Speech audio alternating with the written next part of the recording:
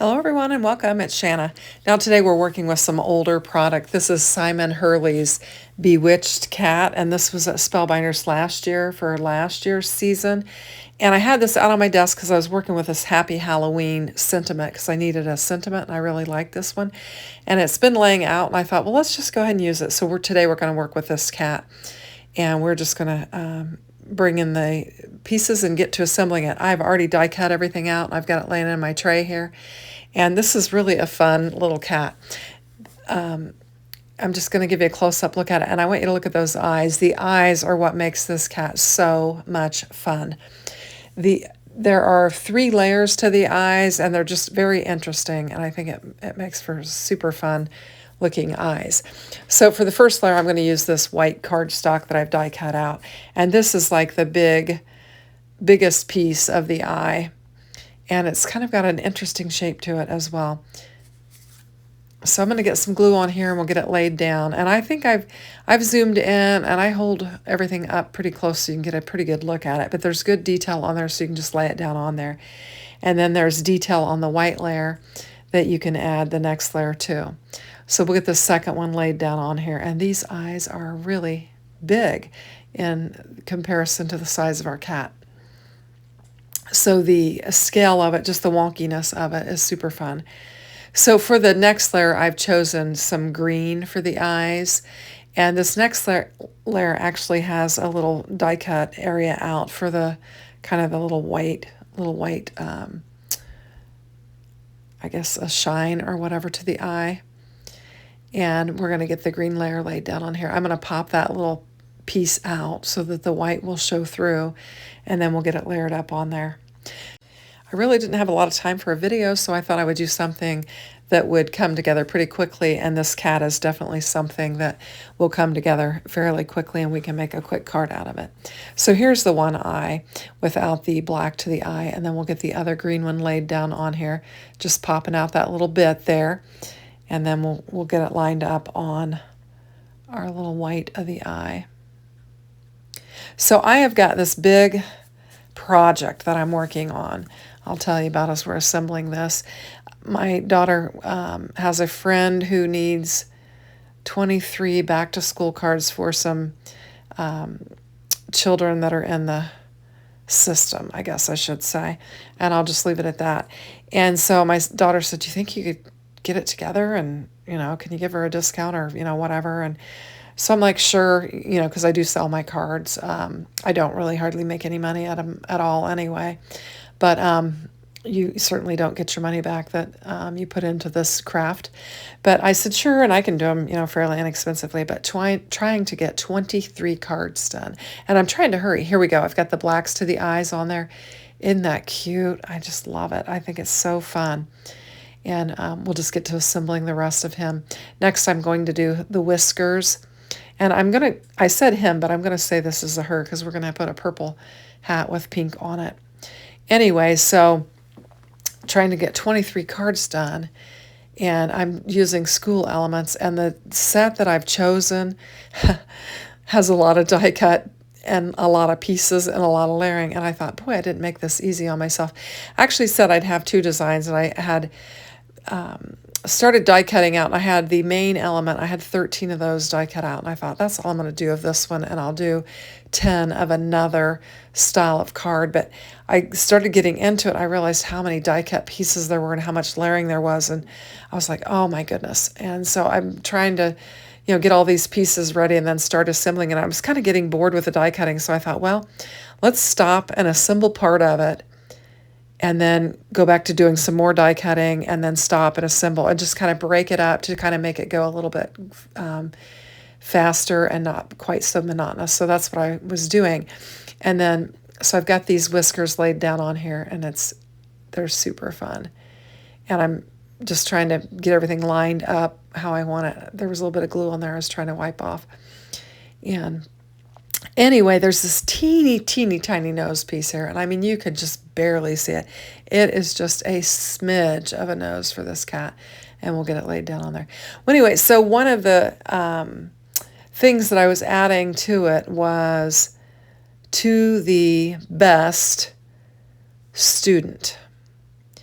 And To Thee was a die cut. The Best was single letters for the BEST and bit and the bigger single letters, and then Student was another thing. So I had all these pieces. Well, I actually could misplaced the Student die for it, and I got about 3 or 4 of them done with all of the big cinnamon on there, with all these pieces parts that was requiring a lot of die cutting, and I misplaced that Student, and I thought I couldn't find it. And I was like, oh my gosh, what am I going to do? Well, then I found a stamp that said To the Best Student that I could simply stamp and die cut out, and I didn't have to have 15 different pieces for it. So I was like, I went and told Pat, I said, I misplaced a die. I said, and it was a happy accident because it's saving me a ton of time. So I've only got about, I don't know, maybe 8 of them assembled. I've got a long way to go, and I want to get them done this weekend. So I've got my hat. I paused there, went off camera, grabbed my purple blending brush, and I'm going to add some color to this. I realized my blending brush did not have enough ink on it, so I'm grabbing my wilted violet, and I'm going to grab some ink, and we'll start adding it to the hat just to add some shading. We're not going to do a lot of ink blending, but I think it's necessary for this because this will be the underside of the hat, the back side of it, and I think we need some shading, and I just think it'll make it look a little bit more interesting. So we'll get it inked up. So anyway, so I have got to get to going on these cards because I really would like to have them ready for Monday, because I'm not sure about the schools that these kids are going to, but our school started middle of the week this week, so I'd like to get them to her so that she could get these to her students that she wants to get them out to. So I'm just going to blend around the top of the hat and just kind of on the sides a little bit, just try to ink it up and make it look a little bit more interesting. And then we'll get to assembling it. Now this hat works to where you can have one of her ears kind of sticking out of the top of it. And if you kind of lay it on there kind of wonky. So I'm going to clean up my glue off, or my ink off my desk, and then we'll get to gluing up this hat. And I'm going to kind of dry fit it and see how I want it on here. Because you kind of have the one little ear kind of poking up through the side of it, and then layer it up like that. And so I'm just going to put glue on one side, the side that the ear doesn't poke up, and then I can just tuck it in and then glue it down around the cat's head. So this is how our hat goes. There is a sash and a buckle that goes on the hat as well. Here's the sash. I die cut it out in black. And then I used the pink that I used for the ears and the nose. I used that for the buckle on there. And so it adds a nice little decorative element to it. I think it's a fun cat. I like the whiskers and the eyes and just the kind of the lankiness of the cat. This one's it's kind of a skinny, lanky looking cat. I think it's a fun cat. Anyway, nice little stash builder. I'm pretty sure you can still pick it up at Spellbinders. I will link everything in the description box below if you want to check it out, but it's definitely a fun cat. I think I took a peek at it. I think it might be cheaper than what it was when it first came out, but I'm not certain. Anyway, so I'll give that a little press, and we've got the one little ear sticking out. I'm going to tuck in a little bit of glue on the back of his head so that I can make sure I get everything kind of glued down. And then we'll put a little glue around the tip of that hat and lay it down on there. And it's really a super cute cat. And it comes together pretty easily. There are only, I guess there's 13 cutting dies to this. So you've got, with the layering of the eyes, and then you've got the Happy Halloween and the shadow sentiment as well. And I've already die cut those out. I use the same purple as the hat, and I use the black as the cat. And we're going to get those layered up and laid down on here. Now you'll see I've been very frugal with my cardstock when we go to add our panels. I made sure that when I cut my hat and my Happy Halloween shadows out of my purple, that I did it in the center of my A2 size panel so that I could use it for a layer. And I did the same thing with the black so that I can use it for the layer. So we're going to have a couple of layers, and then we're going to have some pattern paper for our card. It's going to be a fairly simple card, but I needed something quick and something fun. I think the Hurley cat is very fun. The set is called Bewitched. I think I mentioned that, but I thought I'd mention it again. So I got my happy laid down on there. I'm going to get my Halloween. And the thing that's nice about this sentiment is it's all connected, so you don't have to try and piece different letters together and get them, laid down there straight or even or whatever, because these are all attached, and so you can get this to lay down really nice. So I'm just putting glue on each little area so that it will adhere nicely, and then we'll get it laid down on there. So Pat and I actually just got back. We went out to dinner with some of his classmates, and we had a nice dinner, and evidently it rained pretty heavy while we were gone. We didn't realize my sister had said that she was uptown and it was raining, and I said, "It's raining?" Because we were in another little nearby town eating, and we got back, and Pat said we got 1/4 of an inch of rain, so we got quite a little bit.